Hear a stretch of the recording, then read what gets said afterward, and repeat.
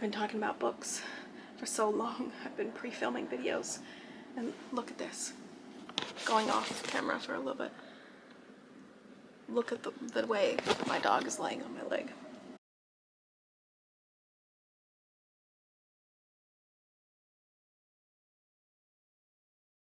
Hello and welcome to a new video. Do you like my Dan and Phil shirt? It's the Dan and Phil and a tiny horse. They're my favorite YouTubers and this shirt was just so silly I had to get it. Anyway, let's talk TBRs. So there are a lot of videos, a lot of books that I want to get to in 2025, but these are some that I want to chat about that are on my physical TBR. Most of them were gifts for Christmas or gifts to myself, but let's just get into the list because I've got a lot here, so let's chat. I have What If Wanda Maximoff and Peter Parker Were Siblings, a Scarlet Witch and Spider-Man story by Seanan McGuire. Long title. I guess it's just really called What If. But I am so excited about ooh, look at the cool comic book in papers. I'm so excited about this. So it is the premise that the Scarlet Witch, and look how cool the back is too.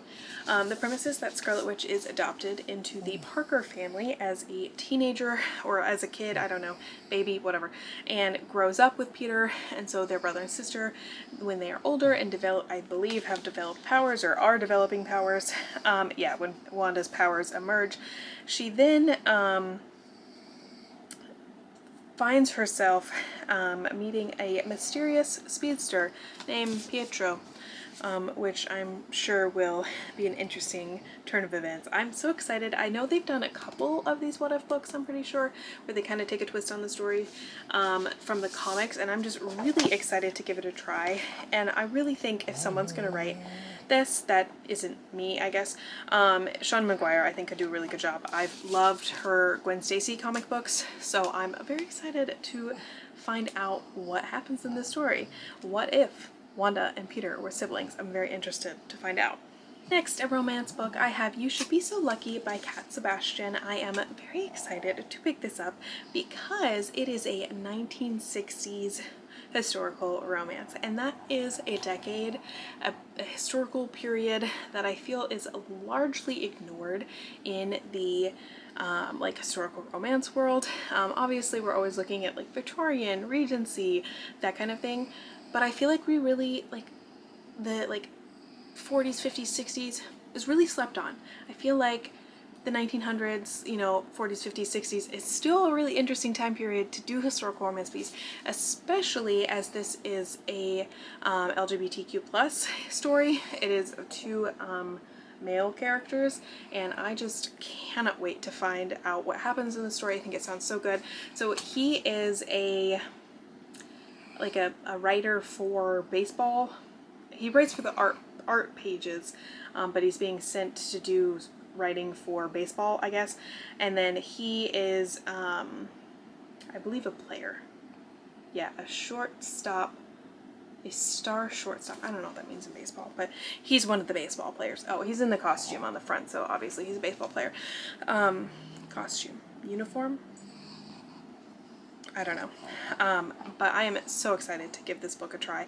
Like I said, the 1960s is just one of my favorite decades, like the aesthetics and everything of it, so I cannot wait to see what this is like. And I've heard so many good things about Cat Sebastian, but I have not read one of their books yet, so I am so excited to read this.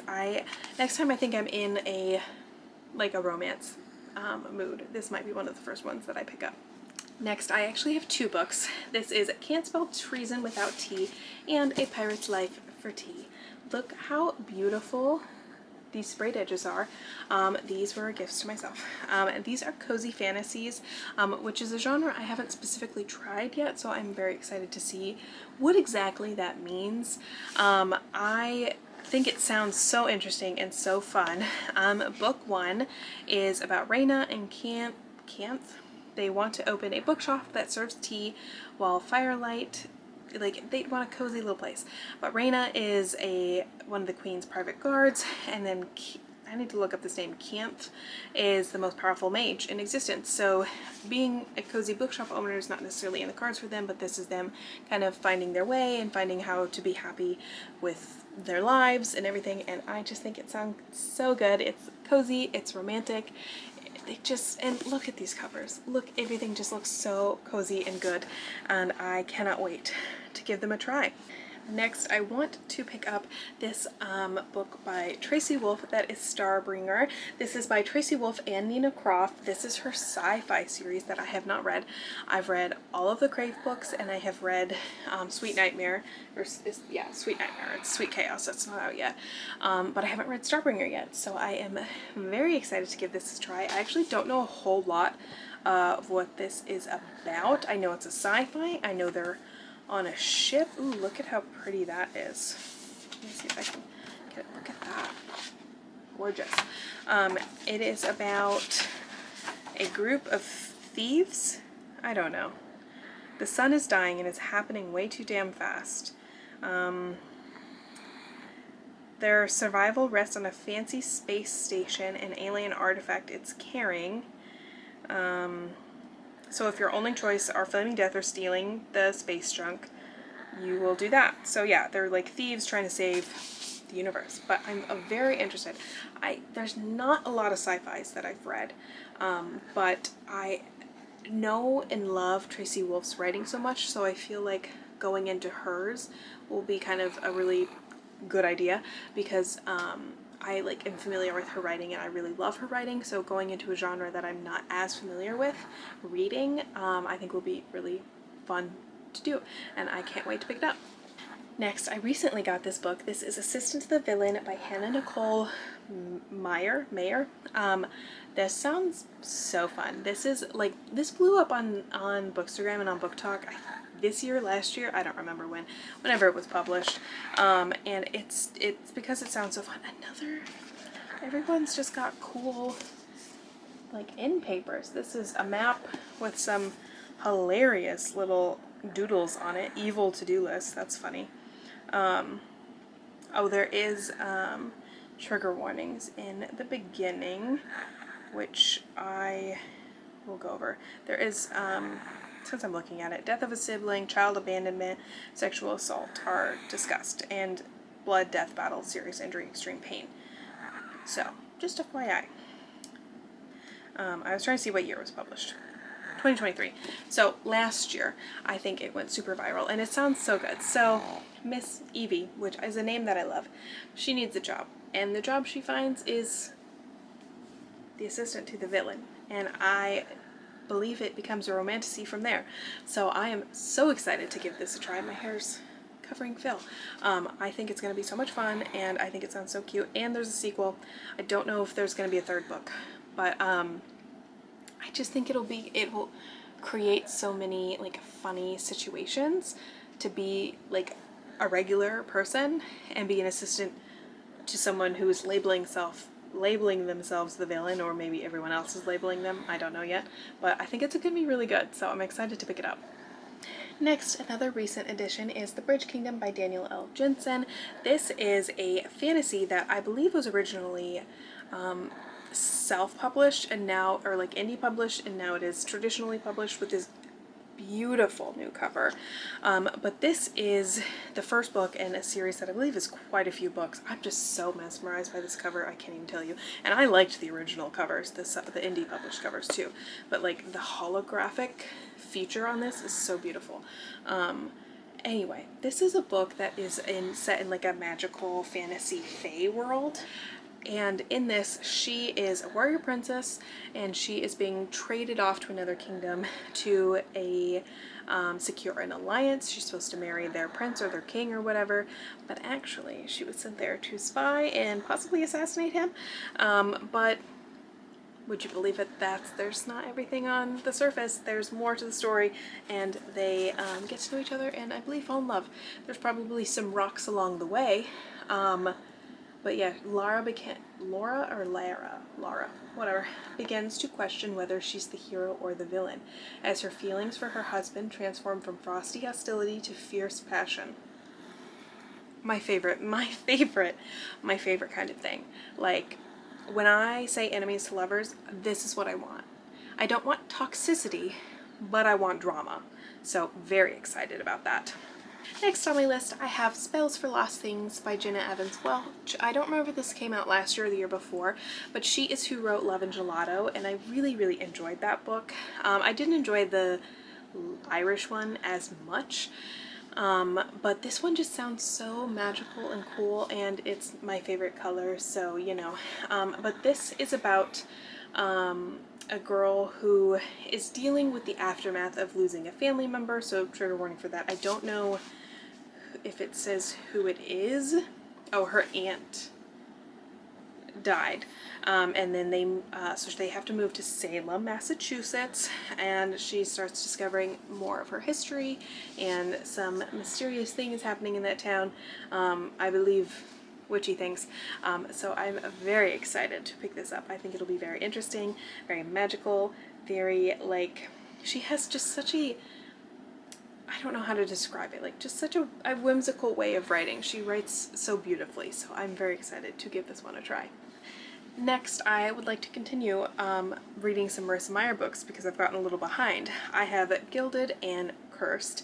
These are fairy tale retellings, back to our roots, Miss Girl. I loved Renegades, don't get me wrong, I love Renegades, but I love Cinder. So this is another fairy tale retelling series. This is a new one. This follows the story, a retelling of Rumpelstiltskin, which, if they're anything like Rumpelstiltskin Once Upon a Time, I'm gonna have a fun time because I love Rumpelstiltskin and Once Upon a Time, which is also a 2025 goal of mine, is to finish my watch of that, because to this day I've never finished season 7 and I need to just get it over with. Anyway, I am very excited because I love Marissa Meyer's books. I love every other book I've read by her, and I've read almost every book she's written.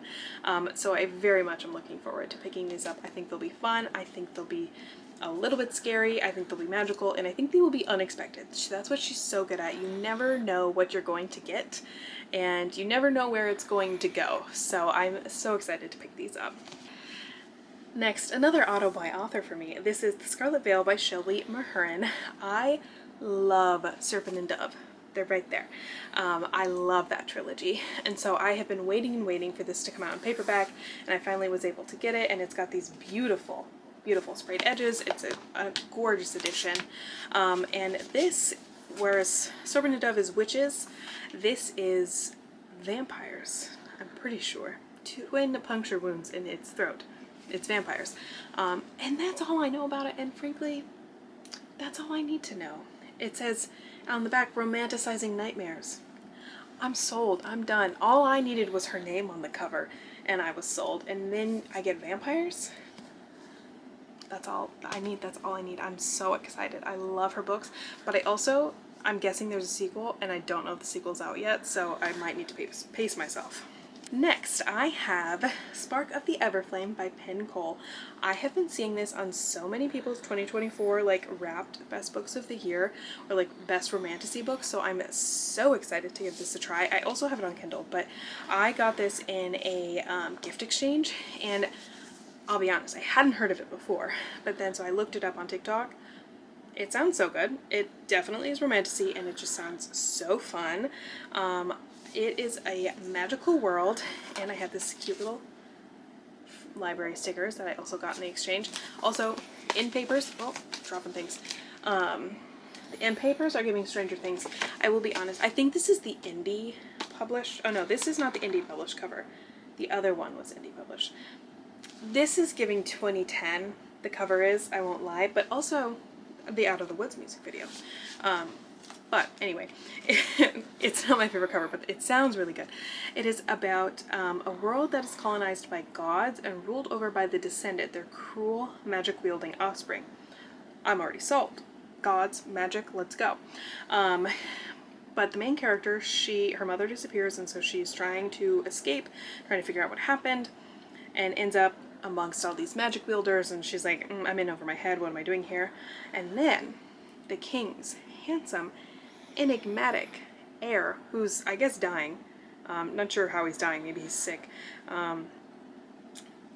joins the alliance, I'm not sure. She meets the heir, the prince, and things happen.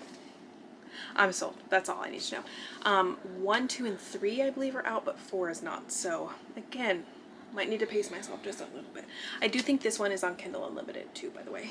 So I'm very excited about that. Anyway, thank you for watching. I'm so excited to get into reading new books. I just can't wait. I'm so excited. There's so many books I'm so excited about, and for the first time at the beginning of the year, I don't feel like, for the last couple of years, I've really been like, I have so many books on my shelves and I don't feel like reading any of them because so many of these books, which I need to do an unhaul, I'm well aware, so many of these books are fantasy, and for the last couple of years I have not been in the mood to read any fantasy, but over the last 5 months-ish, that's all I've been wanting to read, and I don't really feel that ending anytime soon, so I'm so excited. These are mostly fantasy books and I can't wait to read all of them. So I hope you enjoyed. Let me know if you've read any of these and if you love any of them, because that'll motivate me to read them faster. So I hope you enjoyed. Look forward to some reading vlogs where you might see some of these books. I hope you come back. I'm so excited for BookTube content in the new year. Like, share, subscribe, all that fun stuff, and I'll talk to you guys next time. Bye.